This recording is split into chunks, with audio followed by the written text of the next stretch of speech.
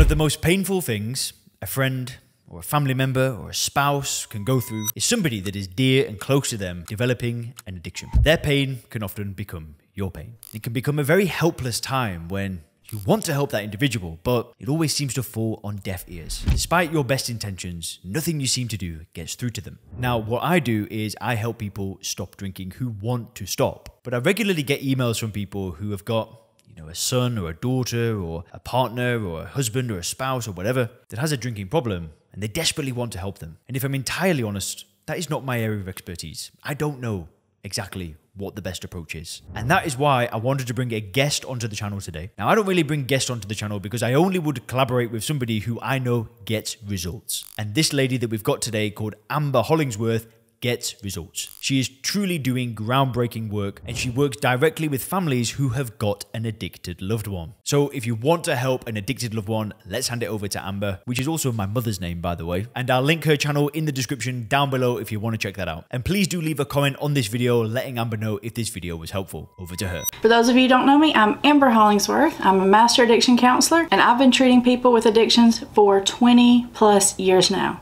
There are things you can do to help influence your loved one. No, you cannot control someone or force someone to stop using drugs, alcohol, or whatever. But there are a lot of things that you can do to influence the situation. But they're probably not the things that you think they are. We actually use a process called the invisible intervention. They don't even know you're doing this, but you're slowly moving them towards change. Here are the 5 main steps to doing an invisible intervention. The first, and probably most important step of all, like if you don't get any of these other steps right, do this one right. And that step is get yourself out of the bad guy role. Because when you play the bad guy, if you're the one that's trying to get them to change or trying to control them or trying to prove to them that they are an addict or trying to prove to them that you know what they're really doing, what happens is all you're really doing is providing them this huge giant distraction that's keeping them busy and keeping them focused on you, as in you're their problem and you're the bad guy, and that leaves them basically no time to look inward at themselves or to look genuinely at the situation and see the truth that is right in front of their eyes. The way I like to imagine it is, imagine like your loved one, you see them, they're walking towards this cliff, and you know that they don't see this cliff over here, and if they keep walking, they're gonna fall off this cliff, and there's like giant spikes down there, and you know for sure it's gonna be terrible. So what you do is you get in front of them and you yell and you scream and you wave your hands and you say, stop going this way, this is bad, you're making the wrong choices,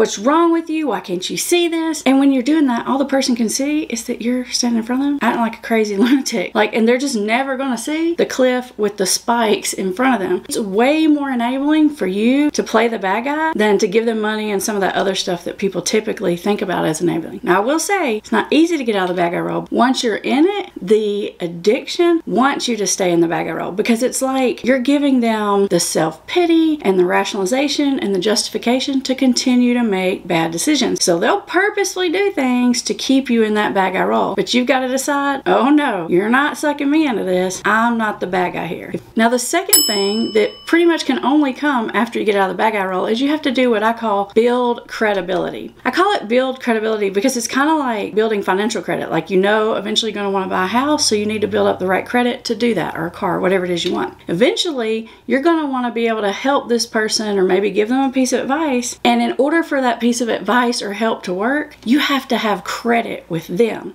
So basically how you do that is you just build trust with them. And there's a couple of little things involved in building trust. One, you got to get above board. Quit sneaking, lying, spying, snooping, and doing all that deceptive stuff, talking to other people behind their back. You got to stop doing all that stuff, because you got to be like authentic and above board if someone's going to trust you. And then if you want to really build the credibility, like you want a really good score, like an 800 credit score, then what you need to do is you need to become a very good listener. And you need to make this person feel like you understand them better than anyone. Now, please note, that's different than I love you and I've known you your whole life. That's not it. Not I love you, but I understand you.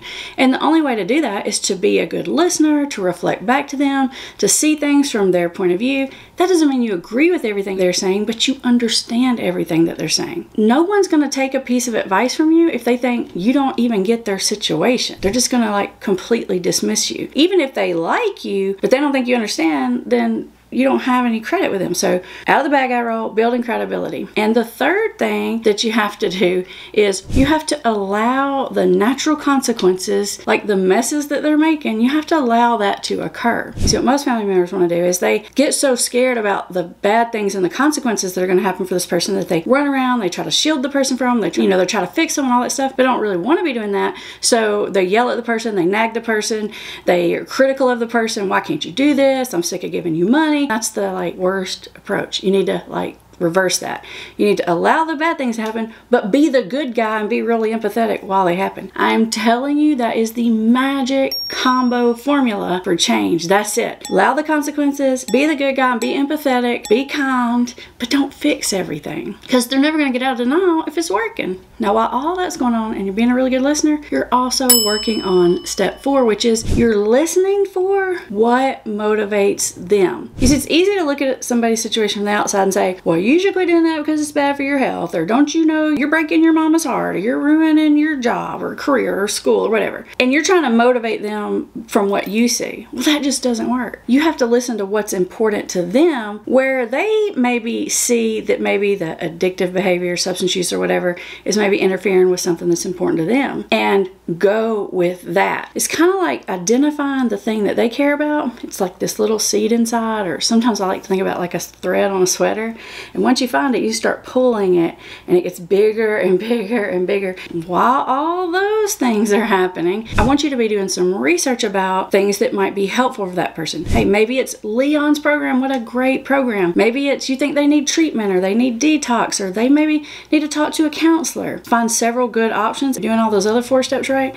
This person is going to get frustrated with their life, and because they trust you, they're going to come to you, and they're going to tell you something along the lines of, hey, I think I need to stop doing this, or I need to change, or I've got a problem, or I'm gonna have to do something different. And when that happens and they literally ask you for your advice or opinion, that is when you can say very gently, careful how you say this, well, I heard about this one place, or I heard of these couple places, or would you like me to look into that? Or you present them with several different options and let them pick. But the timing is so important. What most family members do is the whole time the person is ruining their life, they're addicted, they're messed up, and they're like, you need help, you can't do this by yourself, you need to go to the treatment, you need to talk to a counselor.